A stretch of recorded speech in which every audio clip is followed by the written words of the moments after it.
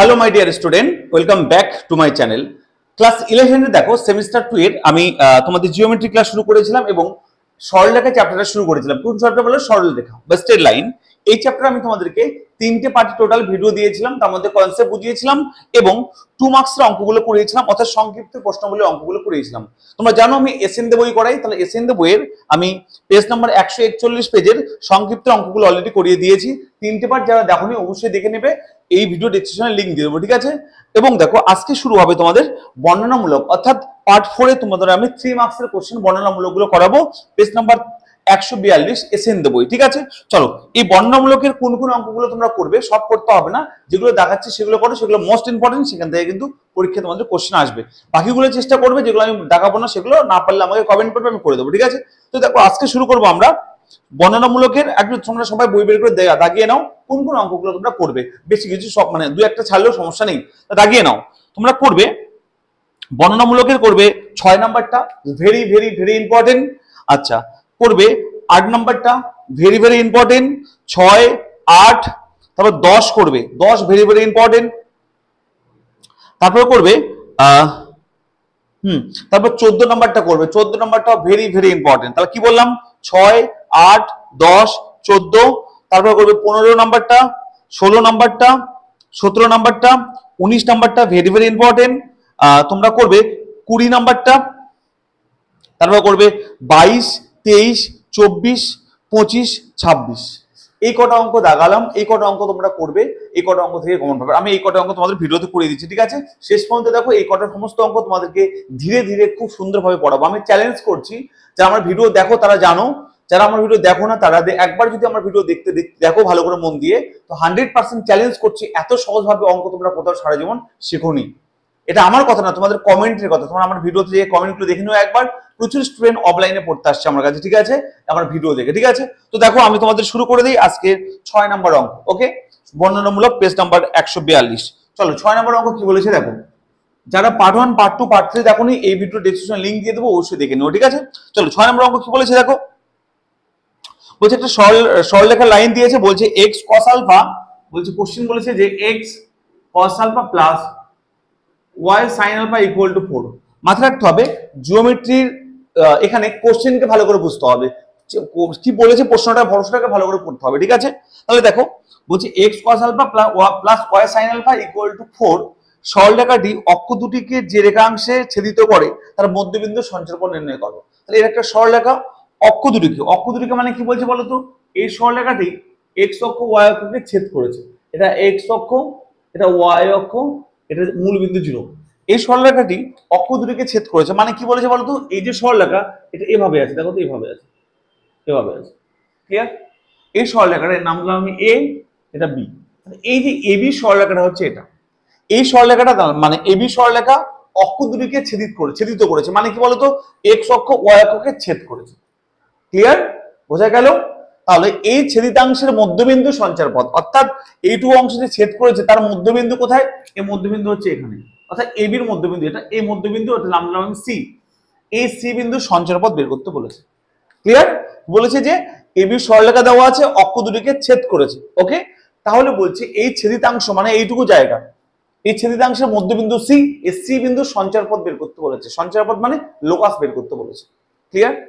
বুঝতে গেল কোশ্চেনটা? ভালো করে শুনবে কি করে সলভ করছি। দেখ, যদি কখনো কোনো অঙ্কের সঞ্চারপথ বের করতে বলে, ভালো করে শুনবে, একদম ইম্পর্টেন্ট কথা, নোট করে নাও। যদি কখনো কোনো কিছু সঞ্চারপথ বের করতে বলে বা সঞ্চারপথের সমীকরণ বের করতে বলে, ইংলিশে দ্য ইকুয়েশন অফ লোকাস বের করতে বলে, সঞ্চারপথ, তাহলে যে বিন্দুতে বের করতে বলবে, ভালো করে শুনবে, যে বিন্দুতে সঞ্চারপথ বের করতে বলবে সেই বিন্দুর স্থানাঙ্ক কি ধরে নেবো বলো? ধরে নেবো h, k, ওকে? একদম ভালো করে নোট করে নাও। জিওমেট্রিতে যে বিন্দুর, অর্থাৎ কোন একটা বিন্দুর সঞ্চারপথ বের করতে বলবে, আর এরকম অনেক অঙ্ক আছে, ঠিক আছে? যে বিন্দুর সঞ্চারপথ বের করতে বলবে সেই বিন্দুর স্থানাঙ্ক ধরে নেব h, k, ক্লিয়ার? আমাদের কোশ্চেন বলেছিল যে এই রেখাংশের মধ্যবিন্দু সঞ্চারপথ, তার মধ্যবিন্দু C, তার সঞ্চারপথ মানে কি? তাকে h, k ধরে নেব, ক্লিয়ার? তাহলে আমরা কি ধরে নেব বলো? ধরি C বিন্দু, এটা আমাদের প্রথম পাস, স্থানাঙ্ক কি বলো? h, k, ওকে? ক্লিয়ার?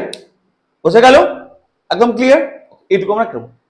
এবার দেখো স্যার, যেহেতু আমাকে বলেছিল যে এই সরলরেখাটা মানে এটা, তাই না? তাহলে আমরা কি করব, এই সরলরেখা সেই সরলরেখাটাকে আমরা এই আকারে লেখার চেষ্টা করব, x/a plus y/b equal to 1। কারণ এটা ছেদিতাংশ আকার ছিল, আমার কনসেপ্টের ভিডিওতে বলেছিলাম। তাহলে এর মানে কি বলতো, এটা যদি হয় এরকম টাইপের আকার এটা, তাহলে এই বিন্দুটা কি হবে, a, 0, এটা হবে 0, b, তাই না? তাহলে এই সরলরেখাকে আমরা এই আকারে লিখব। তাহলে কি হবে দেখো তো, x cos alpha plus y sin alpha equal to 4 ছিল।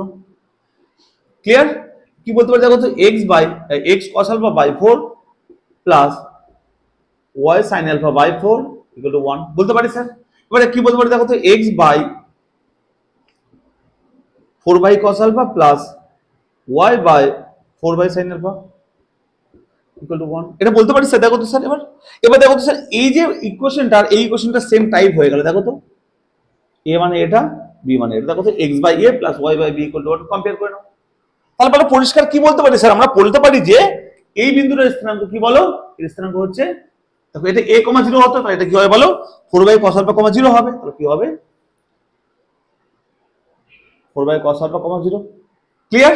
তাহলে এই বিন্দুটা কি হবে স্যার, এটা কি হতো, b, 0, 0, b হতো, তাই এটা কি হবে 0, 4 বাই sin আলফা। আসলে ক্লিয়ার হয়েছে? একদম পরিষ্কার। এইটুকু তো ক্লিয়ার বুঝতে পেরেছো তোমরা? ওকে। এবার বলো স্যার, একটা সরলরেখার যখন দুদিকে দুটো স্থানাঙ্ক আমরা জানবো, তাহলে তার মধ্যবিন্দু সূত্র বের করতে পারি না? পারি তো না? x1 plus x2/2, y1 plus y2/2, জানি তো আমরা। আমি এক্সাম্পল দিচ্ছি, দেখো তোমাদের বোঝার জন্য এক্সাম্পল দিচ্ছি। লাইক আমি এটা এক্সট্রা করেছি, ঠিক আছে? আমি বললাম এটা একটা সরলরেখা, এই বিন্দুটা x1, y1, এটা a বিন্দু, এটা b বিন্দু বললাম x2, y2। আচ্ছা, ক্যামেরা কি দেখতে পাচ্ছ এইটুকু জায়গা? দেখি তো একটু। হ্যাঁ, দেখতে পাচ্ছ।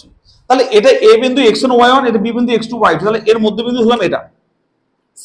তাহলে এর স্থানাঙ্ক কি হবে স্যার, c এর স্থানাঙ্ক হবে x1 plus x2/2, y1 plus y2/2। এটা আমি কনসেপ্টের ভিডিওতে বলেছিলাম যে একটা সরলরেখার দুটো বিন্দু স্থানাঙ্ক জানলে তার মধ্যবিন্দু সঞ্চার পথ আমরা মধ্যবিন্দু স্থানাঙ্ক বের করতে পারি। তো c এর স্থানাঙ্ক কত হবে, এটা সেম স্যার। দেখো তো স্যার, এর স্থানাঙ্ক জানি এটা, b এর জানি এটা, তাহলে মধ্যবিন্দু স্থানাঙ্ক বের করতে পারি না? পারি তো আমরা, তাই তো পারি। তাহলে দেখো এবার কি করবো, লিখবো যে ab এর মধ্যবিন্দু c এর স্থানাঙ্ক, ab এর মধ্যবিন্দু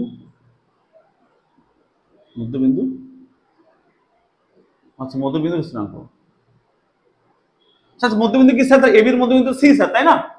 আমরা তো ab এর মধ্যবিন্দু c ধরেছিলাম, তাহলে c এর স্থানাঙ্ক কি হবে দেখো তো, সূত্রের সাহায্যে x1 প্লাস x2, অর্থাৎ এটা প্লাস এটা বাই 2, অর্থাৎ 4 by cos alpha plus 0/2, x2 y1 plus y2, অর্থাৎ 0 plus 4 by sin alpha by 2। Clear হয়েছে? তার মানে কি হবে দেখো তো স্যার, এখান থেকে বলতে পারি দেখো তো, 4/2 cos alpha, 4/2 sin alpha. Clear? এখান থেকে কাটাকাটি করলে কি হয় দেখো তো, এটা কাটবে 2, তাহলে কত হয় দেখো তো, 2/cos alpha, 2/sin alpha. Sir দেখো স্যার, পরিষ্কার ভাবে এটা পেলাম আমরা কি বলতো, সি বিন্দুর স্থানাঙ্ক। ক্লিয়ার? এটা পেলাম আমরা কি বলো, এটা পেলাম সি বিন্দুর স্থানাঙ্ক, তাই না? স্যার সি বিন্দুর স্থানাঙ্ক কি ধরেছিলাম, এস কে ধরেছিলাম না? ভালো করে শুনবে। তো সি এর স্থানাঙ্ক পেলাম এটা আমরা সূত্রের সাহায্যে, কিন্তু সি এর স্থানাঙ্ক কি ধরেছিলাম বলতো, এস কে না? ক্লিয়ার? এস কে দেখো সি বিন্দুর স্থানাঙ্ক ধরেছিলাম, আবার এস কে এটা আর এটা সি বিন্দুর স্থানাঙ্ক পেলাম, এটাও সি এর স্থানাঙ্ক, এটাও সি এর স্থানাঙ্ক না? তাহলে কি হবে, সবকটা সূত্র সমান। তাহলে লিখবো দেয়ারফর কি লিখবো বলো, 2/cos alpha, 2/sin alpha equal to কি হবে বলো, এস, কে। তাই কিনা বলো? এবার কি করবে স্যার, দুটি স্থানাঙ্ক সমান মানে কি বলবো, এটা ইকুয়াল টু এটা, অর্থাৎ 2/, ইকুয়াল টু এইচ, আবার 2/sin alpha equal to k. Clear হলো? এখান থেকে স্যার দেখো তো, আমরা বলতে পারি h cos alpha equal to 2/h, এখানে বলবো sin alpha equal to 2/k। Clear? এই cos আলফা sin আলফা মানটা পেলাম, এটা বুঝতে করার সমস্যা হলো না?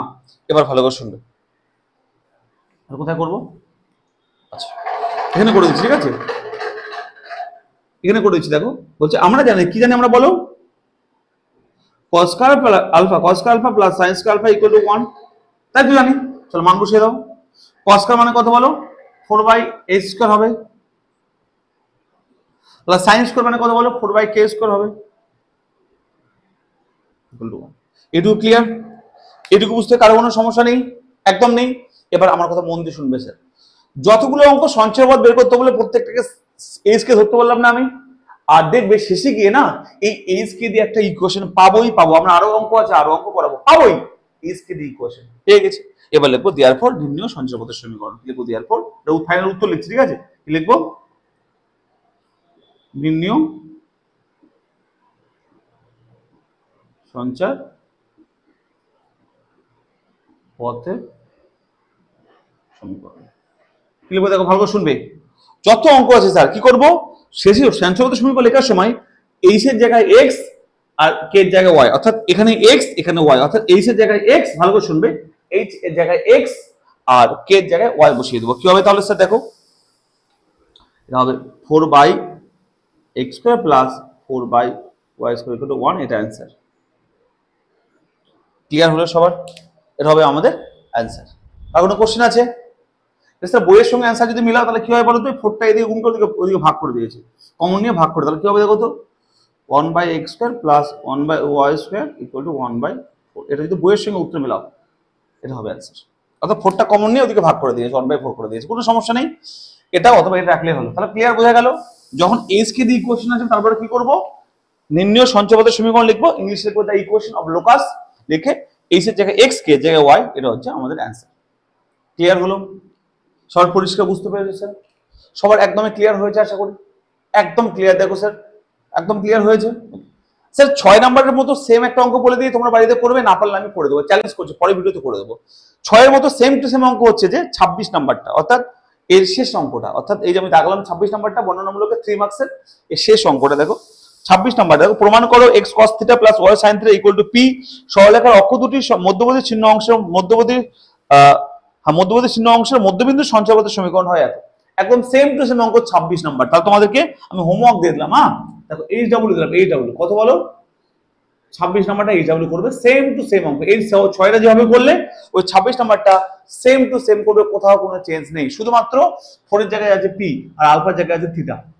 প্লিজ তোমরা একবার 26 নাম্বারটা করো বাড়িতে, না পারলে কমেন্ট করবে, আমি করে দেবো, ঠিক আছে? তাহলে 26 নাম্বারটা তোমাদের জন্য হোমওয়ার্ক থাকলো। চলো পরের অঙ্ক করি।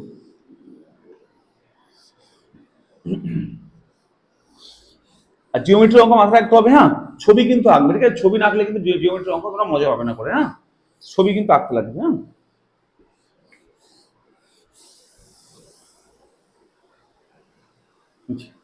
আমি বলি যারা আমার কাছে অফলাইনে পড়তে চাও, হ্যাঁ তো অনেক স্টুডেন্ট আছে আমার কাছে পড়ে সত্যি ইউটিউব দেখে আমার কাছে অফলাইনে পড়তে আসে, 11 আছে 12 আছে, প্রচুর স্টুডেন্ট আছে যারা অফলাইনে পড়তে চাও, তারা বলি আমি অফলাইন পড়াই বেলঘড়িয়াতে। এই বেলঘড়িয়াতে আমি অফলাইনে পড়াই। এই বেলঘড়িয়া কোথায় পড়াই দেখো, এই বেলঘড়িয়ার আমার দুটো সেন্টার আছে। এই বেলঘড়িয়ার দুটো সেন্টার, একটা হচ্ছে ভুড়ি বিরিয়ানির দোকান আর একটা হচ্ছে কালচার মোড়। কালচার মোড়, আচ্ছা, বা কালচার মোড় বা নন্দননগর বলতে পারো, ঠিক আছে? কালচার মোড় বা নন্দননগর, হ্যাঁ যে কোনো একটা, এটা অথবা এটা কাছাকাছি পড়ে, একসঙ্গে দুটো জায়গা আছে। তো দেখো যারা বেলঘড়িয়ার আশেপাশে থাকো, আমি কিন্তু এই দুটো সেন্টার হচ্ছে মাঝে rail station, Belgharia rail station, rail platform, তার এদিকে একটা এদিকে একটা, ঠিক আছে? এটা হচ্ছে 1 নম্বরের দিকে, এটা 4 নম্বরের দিকে, অর্থাৎ বেলঘড়িয়া রেল স্টেশন একটু কাছাকাছি সেন্টার দুটো আছে। যারা পড়তে চাও অফলাইনে তারা প্লিজ কন্ট্যাক্ট করতে পারো এই নাম্বারে 8967813440, 8967813440। অনেক স্টুডেন্ট আমার কাছে পড়তে এসেছে, এসে একটাই কথা বলছে, স্যার আমি আগে কেন আসিনি, স্যার আগে কেন আপনার কাছে ভর্তি হয়নি, স্যার আগে কেন জানতে পাইনি। তো অনেক স্টুডেন্ট আমাকে মালদা, মুর্শিদাবাদ বা কোচবিহার অনেক জায়গা থেকে কমেন্ট করছে, স্যার মেসেজ করছে, স্যার আমি আপনার কাছে পড়তে চাই, অনলাইন বেসে নিন। তো যারা কাছাকাছি থাকো আমার কাছে অফলাইন পড়তে পারো, আর যারা দূরে থাকো ইউটিউবে দেখে নিও, ঠিক আছে? কিছু করার নেই, ওকে। আর মাথায় রাখতে হবে আমি সপ্তাহে 3 দিন ক্লাস করাই অফলাইনে, কদিন পর 3 দিন ক্লাস করাই অফলাইনে, ঠিক আছে? তো যারা অ্যাডমিশন নিতে চাও প্লিজ আমি আমার সঙ্গে কন্ট্যাক্ট করবে, খুব মিনিমাম ফিসে পড়ানো হয়, ঠিক আছে? অফলাইনে, ঠিক আছে? চলো পরে অঙ্ক দেখো।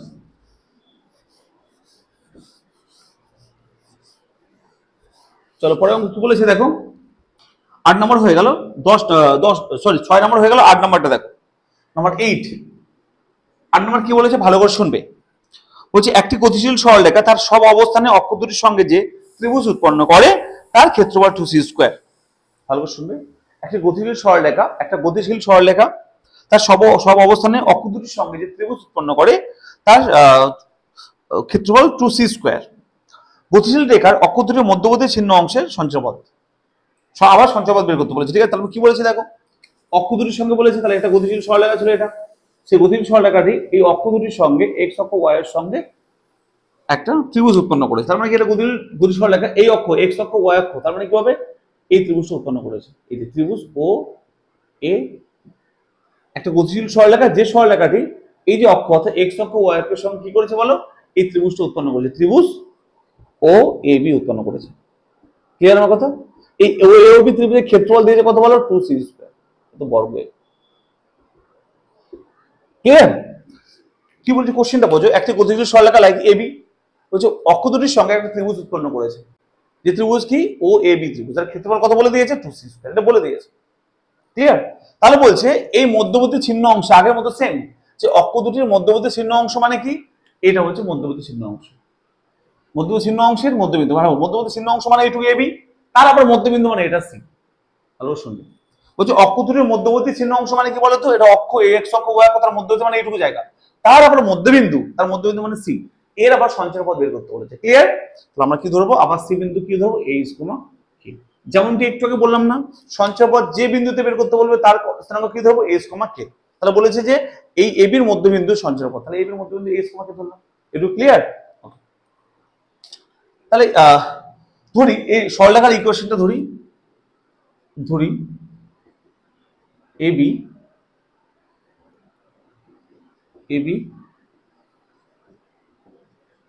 সরলরেখার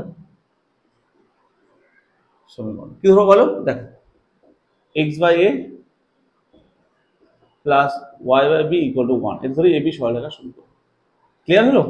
ধরলাম যে এবি সরলরেখার সমীকরণ। ওকে, আচ্ছা স্যার এবি সরলরেখার সমীকরণ যদি এটা হয় তাহলে কি বলতে পারি বলো তো, যে এ বিন্দুটা কত, a,0 আর বি বিন্দুটা 0, এটুকু ক্লিয়ার আমরা, তাই না? তার মানে কি বলো, এইটুকু দূরত্ব এ, এইটুকু দূরত্ব বি, তাই তো আমরা জানি, তাই না? ভালো করে শুনবে স্যার, না একদম ভালো মন দিয়ে শুনবে। যদি এটা হয় তাহলে আমরা কি জানি বলো, আমরা জানি যে এটা একটা সমকোণী ত্রিভুজ না, এটা 90 ডিগ্রি। তাহলে আমরা কি বলতে পারি বলো, যে দেয়ারফর যে ত্রিভুজ ও এ বি এর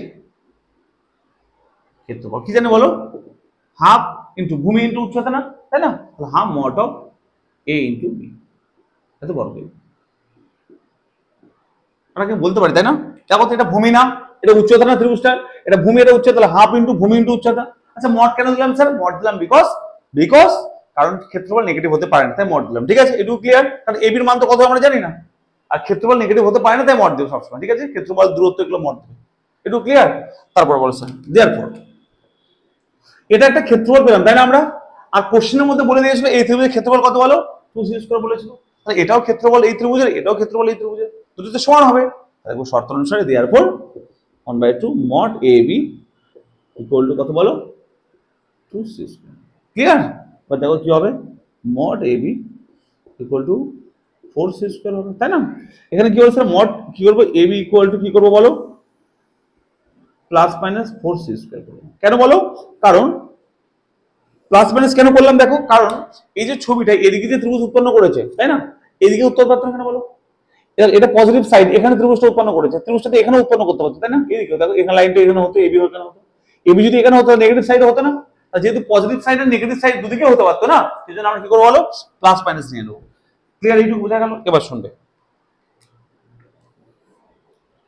আচ্ছা স্যার এই বিন্দুটা হচ্ছে a, 0, এটা হচ্ছে কি 0, b, তারা বলতে পারে না স্যার দেয়ারফর এ বি এর মধ্যবিন্দু কি বলতে পারি বলো, কি সি না? সি মানে কি বলো, সূত্রের সাহায্যে কি বলো, x1 প্লাস x2/2 না? তাহলে কি হবে, a প্লাস 0/2, 0 প্লাস b, দেখো y1 plus y2, 0 plus b/2। একটু আগে তো বললাম, তাই না স্যার আমরা? বললাম না, দেখো সি বিন্দুর বিন্দু আমি সি বিন্দু ইসলাম এটাও পেলাম, আবার সি বিন্দু কত ধরেছিলাম এস কমা কে না। আচ্ছা উপরে ধরে নেবে, হ্যাঁ যে সি বিন্দু এইচ কমা কে, ঠিক আছে ধরে নেবো পরে। তাহলে সি বিন্দু দেখো এইচ কমা কে আছে, আর আমরা পেলাম কত এটা। আচ্ছা এটাকে সিম্পলিফাই করলে কি হবে দেখো তো, A by two comma B by, তাহলে সি এটা আবার এটা না, তাহলে সপ্তাহ কি হবে বলো, এটা ইকুয়াল টু এইচ কমা একবারে করে দিলাম, ঠিক আছে। এটা তো সি মানে এটা, এটা তো সি মানে এটা, তাহলে কি হবে A by two equal to H, এখান থেকে পাবো A by two equal to H, আবার B by two equal to K. তোমরা সবাই বুঝতে পারছো? তাহলে এখানে কি হবে, A equal to 2h, b equal to 2k. Okay, A আর বি এর মান পেয়ে গেলাম। তাহলে লিখব নির্ণয়, কি লিখবো দেখো, নির্ণয় সঞ্চয় পদ্ধতি। আচ্ছা পরে লিখবো, আগে দেখো এই এ আর বি এর মানটা এখানে বসিয়ে দাও। তাহলে এ বি ইকুয়াল টু এটা পেয়েছিলাম তো, এর মান 2h, বি এর মান 2k, এখানে বসালে কি হবে দেখো তো, এ মানে 2h, একটু বি, বি মানে কত 2k equal to plus minus 4c square. আশা করি ক্লিয়ার হয়েছে। এবার স্যার কি হয় দেখো তো, এই যে 2 2 4 আর এই 4 কেটে গেল, কি পড়ে থাকে দেখো তো, is k equal to plus minus c square. এটা পেলাম। একটু আগে একটা কথা বলেছিলাম স্যার আগের অঙ্কটায়, যে যে বিন্দুতে সঞ্চয় পদ বের করবে সেই বিন্দুকে আমি এস কমা কে ধরবো, এবং শেষে গিয়ে এইচ কে দিয়ে একটা ইকুয়েশন পাবো না, পেয়ে গেছি দেখো। ক্লিয়ার? এবার লিখবো নির্ণয় সঞ্চয় পদের সমীকরণ, এখানে লিখলাম, হ্যাঁ দেওয়ার পর লাস্ট লাইন নির্ণয় সঞ্চয় পদের ইংলিশে লিখবো দ্য ইকুয়েশন অফ লোকাস। কি লিখবো বলো, এইচ এর জায়গায় এক্স, কে এর জায়গায় ওয়াই, প্রত্যেকটা অঙ্ক সেম। কি লিখবো, এইচ এর জায়গায় এক্স আর কে এর জায়গায় ওয়াই। তাহলে কি হবে বলো, x y equal to plus minus c square. This is the equation of this locus. Okay clear? দেখো তো এটা হচ্ছে অ্যান্সার।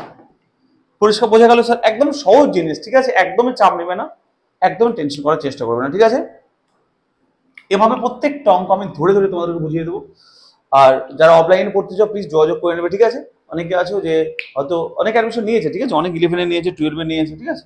চলো যারা সম্ভব হবে আসা, আর যাদের সম্ভব হয় না তাদের কিছু করার নেই। তাহলে আমাদের হয়ে গেল কত, 8 নম্বর অঙ্ক। ক্লিয়ার সবাই আশা করি? চলো 10 নম্বরটা দেখবো।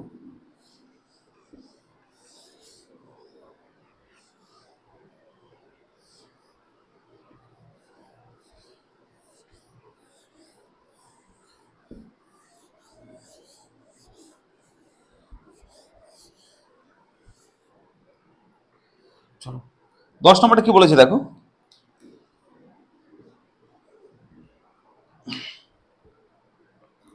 একটা ইকুয়েশন দিয়েছে 4x plus 3y plus k equal to 0। কি দিয়েছে বলো, 4x plus 3y plus k equal to 0। বলছে এই সমীকরণটি, আবার বলছে স্থানাঙ্ক অক্ষ দুটির সঙ্গে যে ত্রিভুজ উৎপন্ন করে তার পরিসীমা 24, তাহলে k এর মান কত। আবার বলেছে এই সমীকরণটি অক্ষ দুটির সঙ্গে যে ত্রিভুজ উৎপন্ন করে, এটা x অক্ষ, এটা y অক্ষ। এই যে সরলরেখাটি মানে কি বললে, এই সরলরেখার মানে হচ্ছে এটা, এটা বলেছে অক্ষ দুটির সঙ্গে যে ত্রিভুজ উৎপন্ন করে, তাই না। তাহলে এই ত্রিভুজ উৎপন্ন করেছে দেখো ত্রিভুজ কত বলো, ত্রিভুজ ও এ বি, এর পরিসীমা কত দেওয়া আছে বলো, 24 সেমি, সেমি বা একক কিছু দেওয়া আছে, একটা কি দেওয়া আছে 24 একক। ওকে, তাহলে এই যে ত্রিভুজ উৎপন্ন করলো অক্ষ দুটির সঙ্গে, তার পরিসীমা দেওয়া আছে, আগেরটা কি দেওয়া ছিল ক্ষেত্রফল, এটা দেওয়া আছে পরিসীমা কত 24 একক। তাহলে বলছি কে এর মান কত। তাহলে স্যার পরিসীমা মানে কি বলো, পরিসীমা মানে কি বলো, এই যে ত্রিভুজের পরিসীমা মানে কি, এই পরিসীমা মানে হচ্ছে তিনটে সাইডের যোগফল, তাই না। পরিসীমা মানে আমরা জানি যে একটা ত্রিভুজের পরিসীমা মানে তিনটে সাইডকে যোগ করলে পরিসীমা পেয়ে যাবো।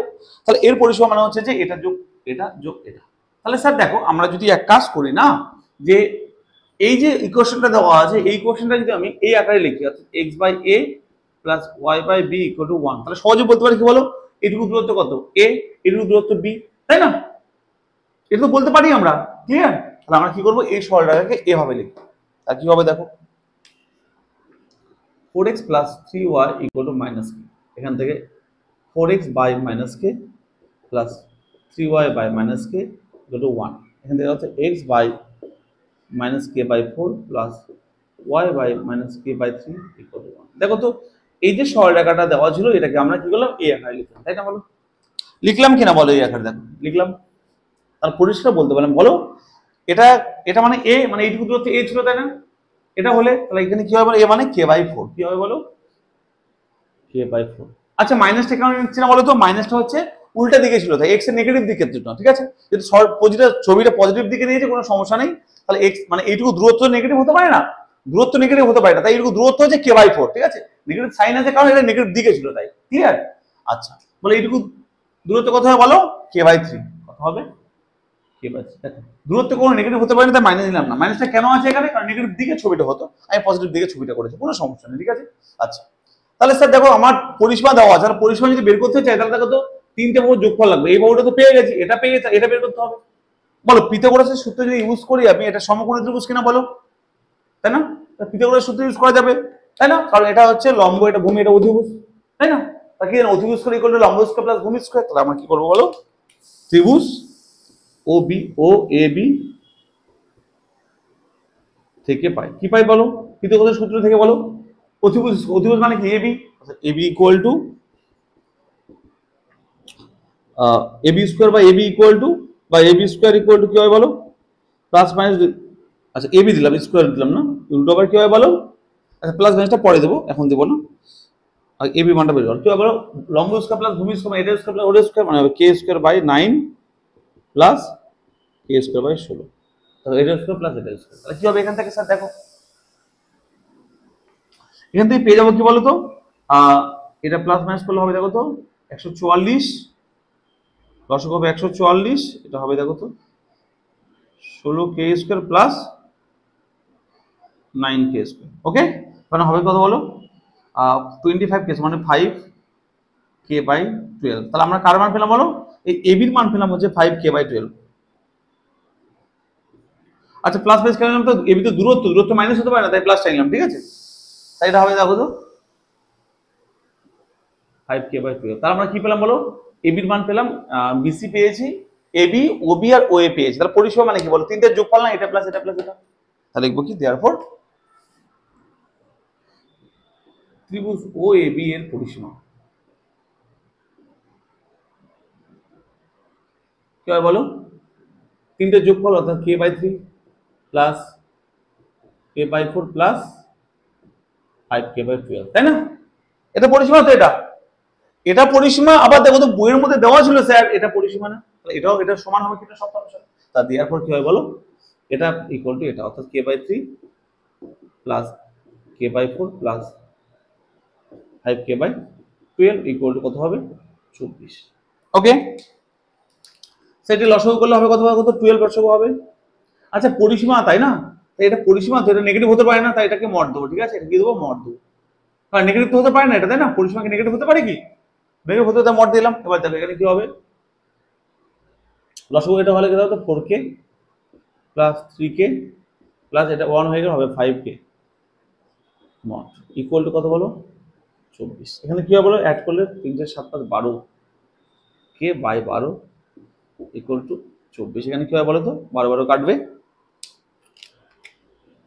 হবে mod K equal two 24, K equal to কত হয় বলো প্লাস মাইনাস 24, ওকে। প্লাস মাইনাস দুটো নিলাম, মডটি লইয়ে, ঠিক আছে। তো অ্যান্সার কত হবে বলো প্লাস মাইনাস 24। ক্লিয়ার হলো, কেন ইকুয়াল করলাম ওটা বোঝা গেল, দুটোই পরিসীমা ইকুয়াল করলাম। এবার আমাদের অ্যান্সার বলেছিল কি বলো, কে এর মান কত হবে, কে এর মান হবে প্লাস মাইনাস 24। কার কোনো কোশ্চেন আছে, কারো কোনো কোশ্চেন আছে, আশা করি কারো কোনো কোশ্চেন নেই, সবাই ভালো করে বুঝতে পেরেছো। ভেরি ভেরি ইম্পর্টেন্ট অঙ্ক, very very very very important, okay. সবাই ক্লিয়ার হয়েছে, বোঝা গেল, চলো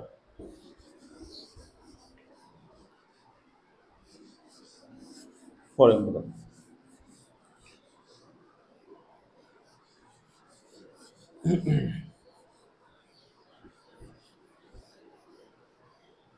চলো 14 নম্বরটা দেখো, ভেরি ইম্পর্টেন্ট অঙ্ক, ভেরি ভেরি ইম্পর্টেন্ট। 14 নম্বরটা অলসো ভেরি ইম্পর্টেন্ট অঙ্ক, ভালো করে শুনবে।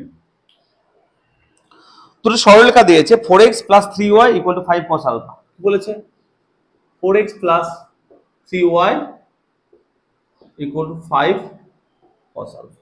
আবার দিয়েছে যে 6x minus 8y 6x minus 8y equal to 5 sin alpha. ভালো করে কোশ্চেনটা শুনবে।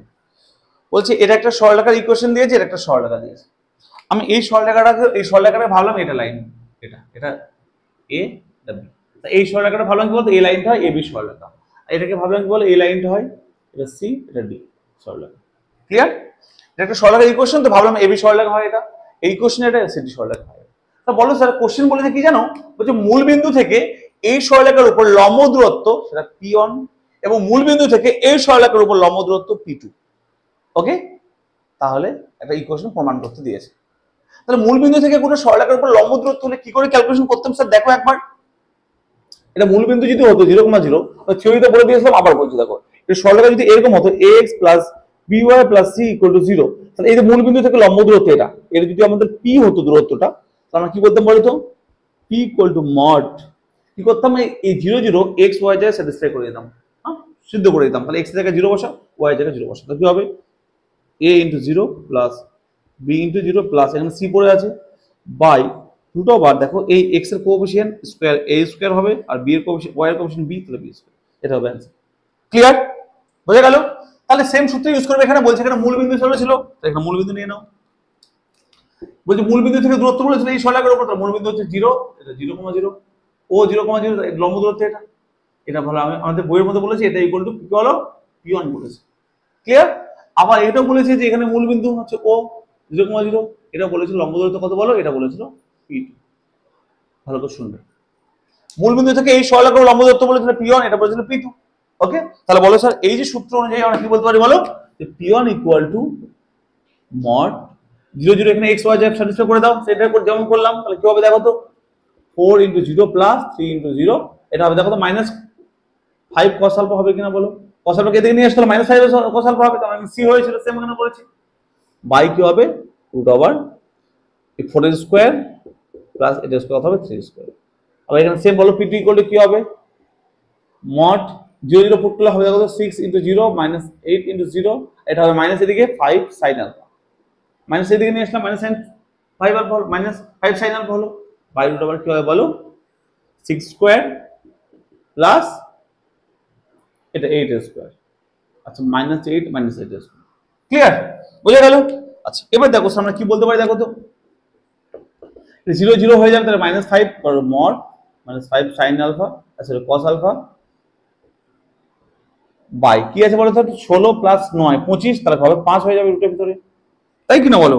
এবার কি হয় বলো তো, এই 5 5 কাটবে, তারপরে থাকবে কি বলো mod মানে প্লাস হয়ে যাবে, যেহেতু p দূরত্ব, তাহলে হবে কি বলো cos আলফা, তাহলে p1 কত পেলাম বলো, p1 পেলাম cos আলফা। ক্লিয়ার?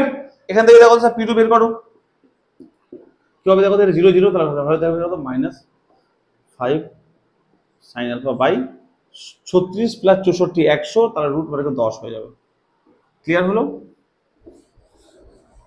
বোঝা গেল তো? এটা তাহলে ক্যান্সেল করো, কি হবে দেখো ক্যান্সেল করলে 2 হবে, তাহলে p2 = mod উঠে যাবে, এই মাইনাস উঠে যাবে, যেহেতু দূরত্ব p, তাহলে sin alpha by 2। p2 clear হলো স্যার? দেখো একবার এই p1 p2 মানটা কি ক্লিয়ার হলো? হলো। এবার আমাদের লেফট হ্যান্ড সাইডে ও কি প্রমাণ করতে দিয়েছে, লেফট হ্যান্ড সাইড এখানে যা প্রমাণ করতে দিয়েছে লেফট হ্যান্ড সাইড লাগো LAS, লেফট হ্যান্ড সাইড প্রমাণ করতে দিয়েছে যে p1² + 4p2² = 1, তাহলে কি হবে p1² + 4p2², এর মান হবে 1 দেখাতে বলেছে, কি হবে 1। ঠিক আছে, দেখো চেক করে নাও, p1², p1 মানে কি ছিল বলো এটা, তাহলে p1² মানে কি হবে বলো cos² হয়ে যাবে, হবে cos² প্লাস 4 × p2², p2 মানে কি ছিল এটা না, তাই তো p2 মানে কি এটা ছিল তো, p2² মানে কি হবে sin²/4, 2 মানে 4 হয়ে যাবে স্কয়ার করলে, তো হবে sin² আলফা বাই 4। কেন বলো তো, এটা স্কয়ার মানে হবে sin²/2 স্কয়ার 4। ক্লিয়ার? এবার দেখো স্যার কি করব, 4 4 কাটলাম, কি পড়ে থাকবে দেখো তো cos আলফা প্লাস sin², এর মান কত বলো স্যার 1, আমরা জানি তাই না যে sin alpha plus cos alpha 1 হয়, আমরা ছোট থেকে জানি এটা, তাহলে অ্যানসার হবে 1 = দেখো তো রাইট হ্যান্ড সাইড এটা প্রমাণ করতে দিয়েছিল, রাইট হ্যান্ড সাইডে আমাদের কিন্তু 1 প্রমাণ করতে দিয়েছিল, তাহলে হবে প্রুফ। ভেরি ভেরি ইম্পর্টেন্ট অঙ্ক sir, very very very important. সবার ক্লিয়ার হয়েছে কিনা বলো, একদম কনসেপ্ট সহ ক্লিয়ার হয়েছে কিনা বলো, সবার একদম পরিষ্কার ক্লিয়ার যে স্যার একদম ভালো করে বুঝতে পেরেছি স্যার, কোনো সমস্যা নেই, সবার ক্লিয়ার হয়েছে। এই আজকের ক্লাসটা কিন্তু ভীষণ ইম্পর্টেন্ট, এই অঙ্কগুলো পরীক্ষায় আসে, এই অঙ্কগুলো পরীক্ষায় আসে। ঠিক আছে, সবার কি ক্লিয়ার হয়েছে? ইয়েস অর নো বলো স্যার, সবার ক্লিয়ার তো? ইয়েস বলো আর নো বলো, ইয়েস স্যার, ওকে আশা করি ক্লিয়ার হয়েছে। আমি আবারও বলছি, যারা আমার ভিডিও দেখছো, আমি এভাবে প্রত্যেকটা চ্যাপ্টার একদম সহজভাবে করিয়ে দিই। প্লিজ আমার ভিডিও ভালো লাগলে লাইক করবে এবং যারা নতুন সাবস্ক্রাইব করে নেবে এবং বন্ধুদের সঙ্গে শেয়ার করতে ভুলবে না, ঠিক আছে? আর কমেন্ট করবে কেমন লাগলো। অনেকেই আমার কাছে ক্লাস 12 প্রচুর কমেন্ট এসেছে, স্যার আমি টিউশনে এত ভালো করে বুঝতে পারি না, আমি আবার টিউশনকে ছেড়ে দিয়েছি, স্কুলের স্যারও ভালো বোঝাতে পারে না।